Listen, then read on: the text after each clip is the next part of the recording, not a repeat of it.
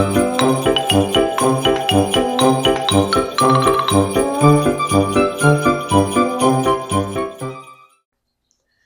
everyone, welcome back to Kevin Reviews. I just finished watching Elf, 2003's Elf. This is by New Line Cinema and Guy Walks in the Bar Productions. This is directed by Jon Favreau, David Berenbaum, and the cast includes Will Ferrell, James Caan, Bob Newhart, Ed Asner, Mary Steenburgen, Zooey Deschanel, and Daniel Tay.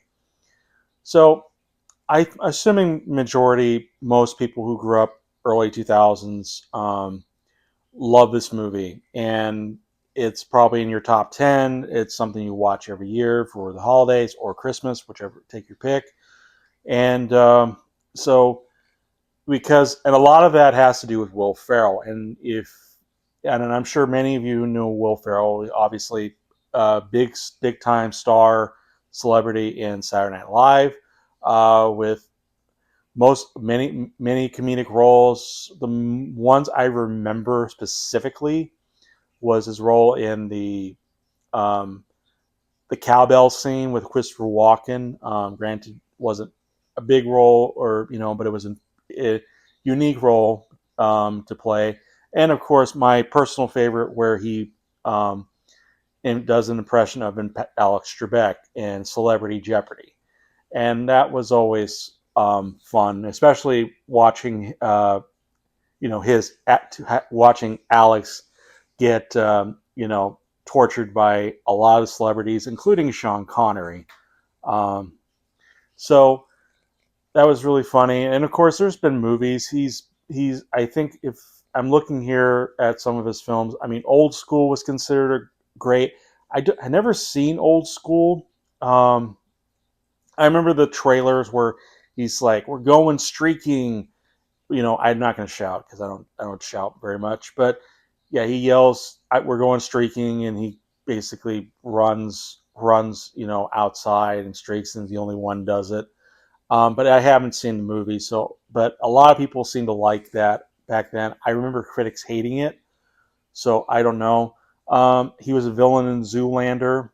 Um, yeah, but mostly in 2003, Elf was his biggest hit.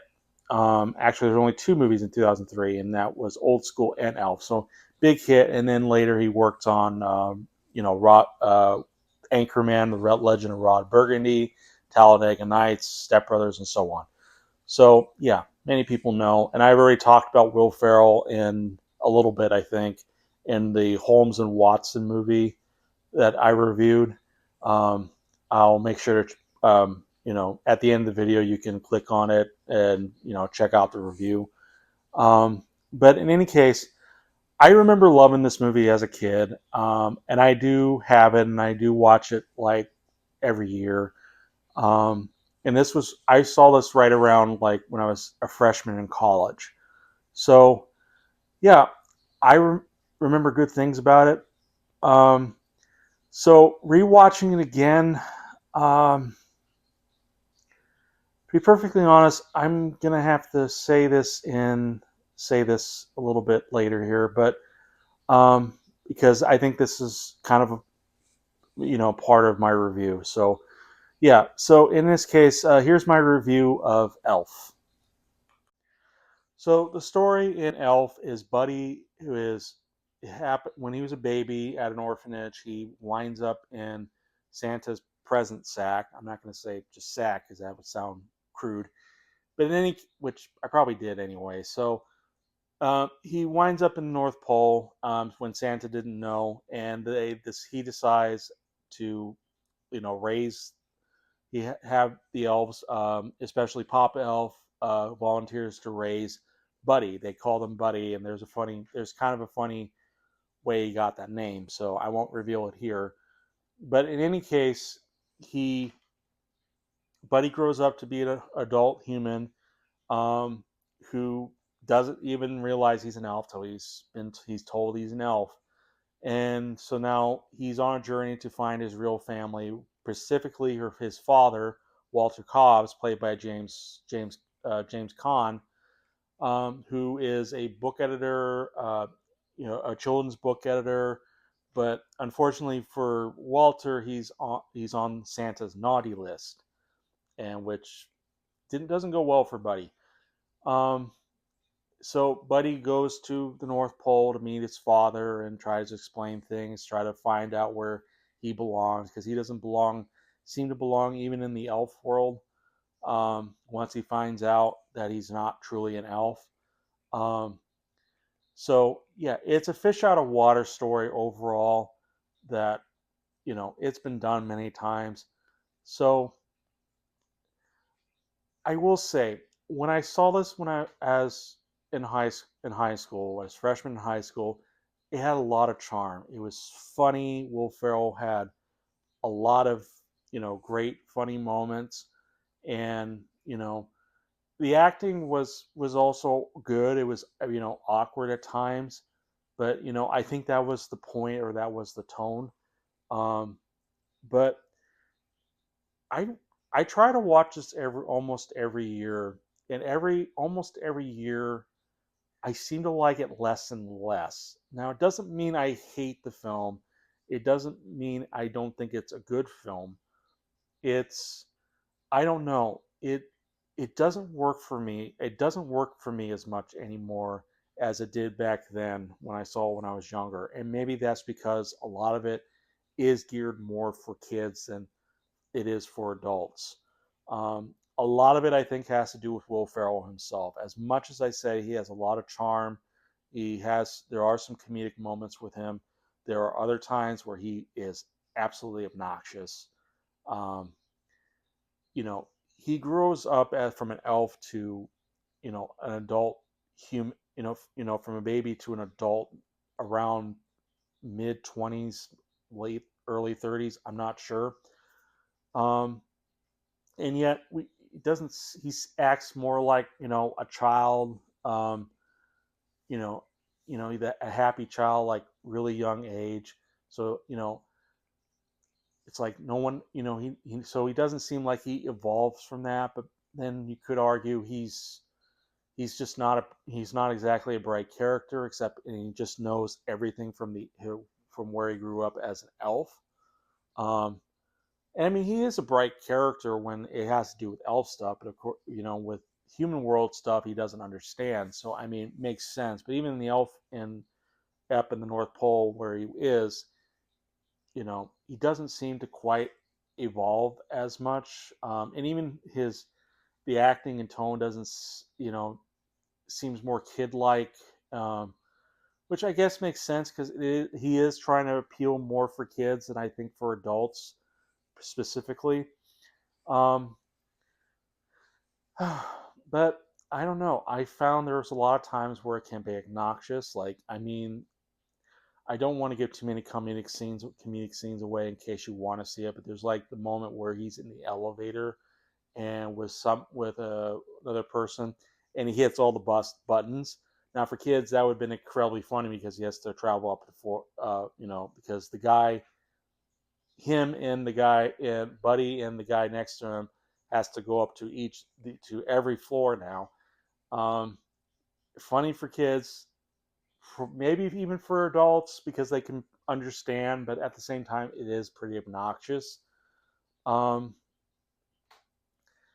and there's like even a comedic moment where he gets attacked by a raccoon, and it could be funny. Granted, we've seen plenty of comedic stuff involving animal attacks, but when they try to go for it, and then it cuts to him walking again to further into New York. We don't see like any scratches on him. We don't see his clothes torn up by the raccoon. It could have been funny if that had transitioned into something, but it doesn't. It just kind of acts like there's nothing happened. Um, let's see. But yeah, I don't know. Will Ferrell has charm in his character. I'm not doubting that whatsoever. But maybe for me as an adult I just see it as obnoxious and not as funny. And granted, I saw this by myself since it's more of a comedy. I saw this by myself. Um, with no audience at home, so the comedy isn't as strong as it once was, or maybe doesn't entirely hold up very well. There's like a moment where um, involving a song that Zooey Deschanel sings, who plays Jovie, a worker at Gimbel's store. She sings that controversial song that was later banned on radio's "Baby It's Cold Outside," and Will Ferrell's in the bathroom with her while she's showering. It's it's a bit awkward now. Probably funny back then as a kid, but pretty awkward now. Um, I don't know, but sometimes it can get a laugh depending who you are. Um, what about? I've gone on so much about Will Ferrell. What about the other characters? Surprisingly ho hum. It's I mean they're fine. I think James Caan at least can is a good character for Will Ferrell to work off of, in terms of comedy, because you know he's trying to bond with his dad, like bond with his dad, but he's acting like he doesn't want nothing to do with him because of who he is. um, what he's trying to be. He thinks he's mentally ill or mentally unstable. So I think in a way there are some good comedic bits, but everyone else, it's kind of, I don't know. It's like a meh. It's fine for what it is. I mean, I think so. Zoe Deschanel, I mean, especially, she's supposed to be kind of a love interest to Buddy eventually. I don't really quite get the chemistry now as I did probably back then. And I don't know. She's just Zoe Deschanel just kind of on autopilot all the time through most of the movie. So I don't know. Ed Asner-Santa, pretty good Santa. You won't see a ton of him in the film other than beginning and end. Um, he's not bad Santa, but sometimes he looks more like um, I don't know, like he's drunk Santa at times, because I don't know, slur his words a little bit. Doesn't seem all that cheery or jolly. When he wants to be, that's fine. Um, Other characters, who am I missing? Bob Newhart is Papa Elf. I'm sure Bob Newhart had, because I think he's supposed to be a comedian or a talk show host. I don't remember exactly. I'm familiar with Bob Newhart. I'm familiar with his way of talking about things. I don't quite find that his humor, whatever he's doing, funny anymore, or really works. But I don't know. Maybe for the tone, that's what it's supposed to be. It's almost like it's supposed to be mute, but yet it's supposed to be bright and chipper. And granted, the film kind of takes inspiration from, say, Rankin Bass, where a lot of the Rankin Bass stuff, like Rudolph the Red-Nosed Reindeer, where a lot of the stuff in the background or the characters are kind of mute or just like trying to just go with things, and there's not like a ton of characters to really like that are memorable, or except for some side characters that are designed or have more emotion to them. I gotta pause. Sorry about that. In any case, I don't know.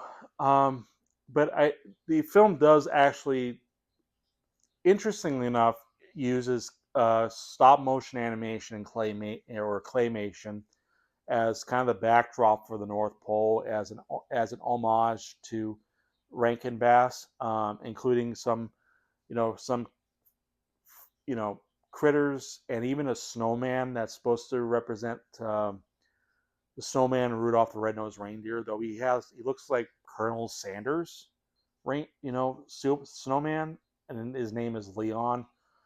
I don't know. It's I don't know what they're kind of going for with that particular character, because it seems very strange. He's like wearing, has the snow beard, a little bit of mustache, white hat, glasses, white coat, just mostly white. So I don't know if they're going for some sort of character or trying to impersonate somebody, but I don't know. The stop motion claymation doesn't exactly last very long, mostly in the beginning. Um, so as for inside, inside is very mute. I mean, the cast, including the character, the other elves, the toys and stuff, very colorful. Everything inside the workshop and other places, very mute in colors. And again, that was from what I researched a little bit. That's what it um, they were going for as an homage to the Rankin Bass um, films, where even for me, I really like the Rankin Bass, like the Rudolph the Red-Nosed Reindeer, because that's such a classic. But at the same time, it doesn't, I don't think it works for me nowadays. But it's something I at least appreciate. I think that I would sum this film up. It's something I appreciate more than I necessarily love, and I mean, because I like what it was, or I like what it does even for kids. It even gives some humor, even if it's maybe the wrong kind of humor, like sending certain bad messages about being acting like whatever, like what Will Ferrell is doing. Um, but I don't know. Uh, let's see. Is there anything else I can add? Not not a ton, other than there are some cameos. If you keep your eye out, there is Peter Billingsley as one of the elves. I might just show a picture of these. So William Billingsley, Peter Billingsley. You might maybe you haven't quite heard the name, but you might remember A Christmas Story where he played Ralphie, the kid who won a Red Ryder BB gun. Um, so he's in this movie, not for very long, but he's in this movie. And then, of course, we have Jon Favreau as later in the film as a doctor. Just a short moment. So, I mean, that's kind of cool. I will say so there are some certain stuff that are pretty funny, like where Buddy is confused as one of the elves that works at Gimbals because everyone's supposed to dress up as elves and getting Santa's village ready for the kids, and you know that's kind of funny. And then once Santa comes in, Will Ferrell's like, you're not Santa," and of course I'm not going to go any further because I think that part is pretty funny, like how that plays out in general.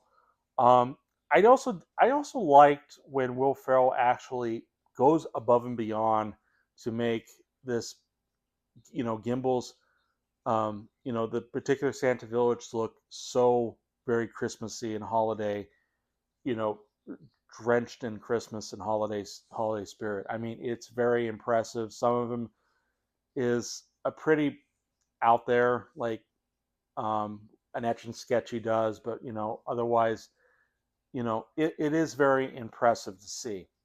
Um, the ending, uh, the ending is fine. Again, I think a lot of Christmas films, and do this where they do seeing is believing, or the role reversal of that is believing is seen, but it's kind of all mixed. It's kind of all backwards, really. Um, so there's like a plot involving, there's not much Christmas spirit, and it's harder for Santa to kind of move across. So that's why he has like a jet engine to kind of help him. Um, and granted, I'm not sure if I brought this up, but you have a pretty high tech sleigh with an engine, and then the rest of the Santa's village is not as high tech. It's very traditional. Even the workshop, you don't even see like you know elves playing with electronic devices that much. A lot of it's like traditional Jack in the Box, etch and sketch, and stuff like that. Maybe that's because it's 2003. So in today, it's where it's technology is a thing. That's more important, more of an important thing because it's all iPhones and tablets. Um, but still, it's like I kind of maybe if you're doing something that high tech for a sleigh and a and an engine, it's like maybe high tech a little bit up for the North Pole, just a tiny bit more. I don't know. That's just me. Again, putting logic into something that probably doesn't need that much logic. There was also a moment where I was like wondering when Buddy travels to the north from the North Pole to New York. I want to know what how he got there exactly because we see him walking, and we do see scenes where he's just walking to New York and how he gets there. I want to see the whole trip because I want to imagine like the stuff he has to go through in order to basically survive because we don't see him carry anything. We don't see how he gets food or water, stuff that human needs. He just happens to walk all the way from the North Pole. Of course, he has to sail a little bit, but from the North Pole to New York. And I want to know. I don't even want. I just want to know. I'm very curious about that. So I don't know. I think that's all I can say really. Ending. I was also say the ending. Like I said, I'm going back to the ending. The ending can be a bit cringy. The message is pretty standard nowadays. I think even if you're watching it, I'm sure for younger viewers it's fine, but nowadays it's very standard. And it's not as dramatic as I once was. Oh, yes, there is another special character that comes in, Peter Dinklage. That moment is still funny, no matter what, because it's just funny to see, Peter Dinklage just an angry Peter Dinklage beating up Will Ferrell. I don't know why. It's very funny. Um, so I, you know what? I think I'm gonna give Elf 3 stars because because part of me really wants to give this less than that because I seem to not like the film as much watching it every year. But I keep going back to see if that has changed or overall. But frankly, I think 3 stars is acceptable in my opinion because that way, I'm sure most of you want me to give it a really good rating, but because I do remember it being very good, and maybe it's just because I've changed over the years as an adult, and this is definitely the humor and character of Buddy is more geared for your younger viewers. That this probably doesn't work for me as much anymore. So I at least give it credit. It is a memorable, charming movie with some at least good humorous moments and some good characters at least, and especially Will Ferrell as Buddy. But I think I just give it 3 stars. I think that's acceptable. I hope it's acceptable. So, but yeah, what are your thoughts on Elf? Leave in the comments below. Give a like or dislike the review if you wish. And feel free to subscribe to my channel if you like what you're seeing. And I will see you guys in the next review. Bye.